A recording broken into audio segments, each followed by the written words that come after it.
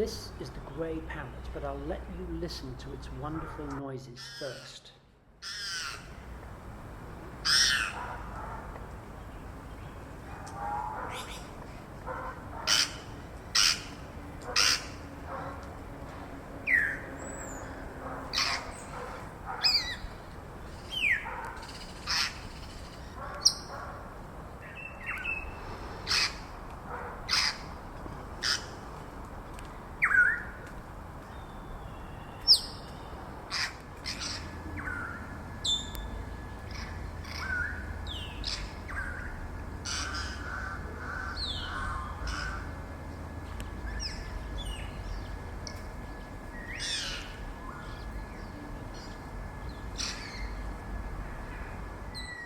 Grey parrots are found in equatorial Africa, on the western side of Central Africa and going into West Africa.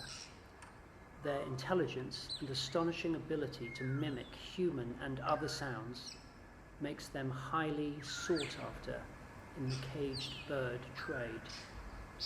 For this reason, they are classed as endangered. Normally, they prefer forests, but these birds were filmed in Accra in Ghana. eBird classed them as escapees, but like many parrots, they are very adaptable and can get along in urban settings.